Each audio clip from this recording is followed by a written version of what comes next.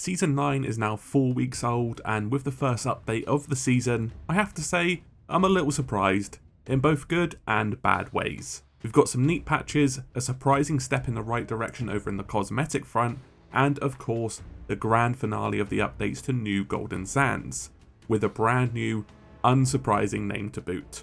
So let's get into it.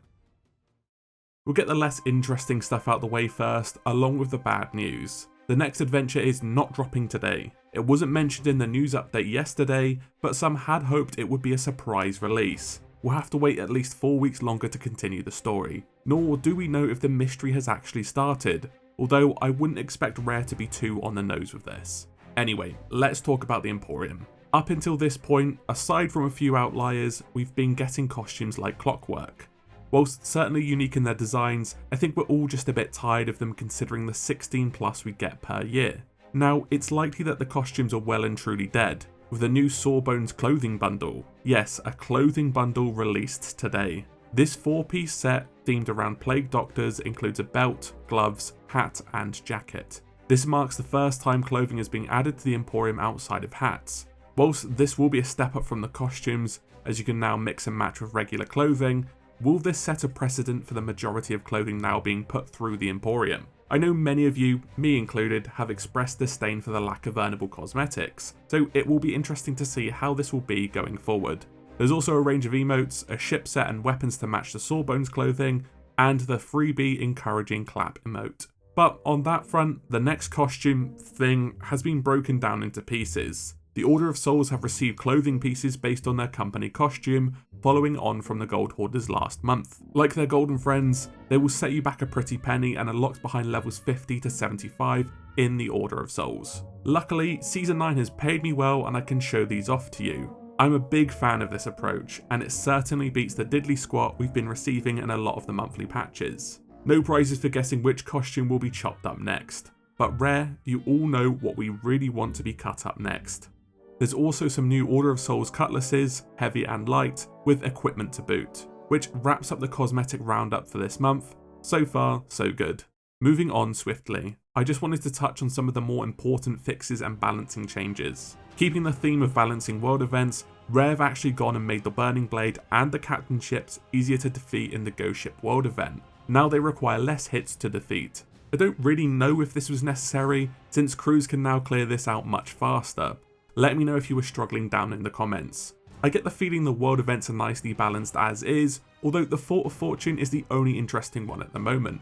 On top of this, the number of Wraith Balls will now be higher when dropped by the Burning Blade. This was decreased to 1 per crate after some complained they were too powerful. I'm glad Rare went back on this, as I felt the Wraith Balls were a fantastic reward for completing the world event. Anytime we get more variation in the sandbox is a win in my book. Expect to see people using them in the Hourglass fights more. Speaking of Hourglass fights, crews who now join friends mid-fight will no longer get allegiance whilst on the ferry. This means you can no longer cheese wins off a friend while they solo, nor can solo players cheat through inviting their opponent to farm wins.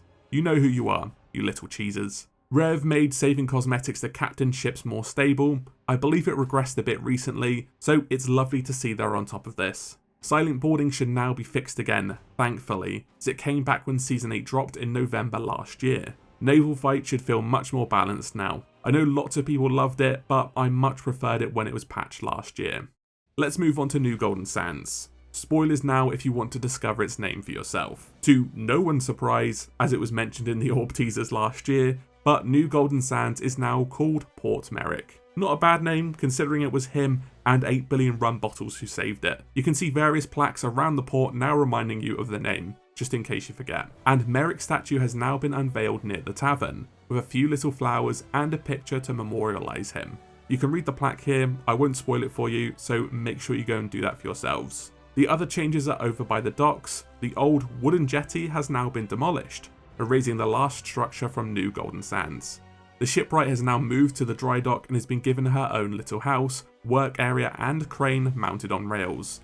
A ship has also begun construction in the dry dock. The area is possibly the coolest change. I'm a big fan of the unique design here. The Merchant Alliance has also moved, now adjacent to the shipwright. They do have the weakest of the 3 faction changes, with this gazebo and a little stand. I was expecting this to feature some of the cargo they carry, or even some caged animals. Still, it's much better than what was there before. The area near the gates and Castaway has received a touch-up. It now includes a little fountain and more greenery, sort of like the Sovereign area. The biggest gameplay change is definitely the various cannons that mount the ramparts around the port, and there's a bunch of them covering different angles, so just be wary of that when attacking ships who are selling loot there. Overall, I love how much this has evolved, and happy that Lost Sands has now come full circle. I'm absolutely chuffed for the defenders, as they ended up with the second coolest outpost in the Sea of Thieves. Of course, the Reaper's hideout is the only one you need. To finish, we have a final note to address in the patch notes. In areas of intense action, players may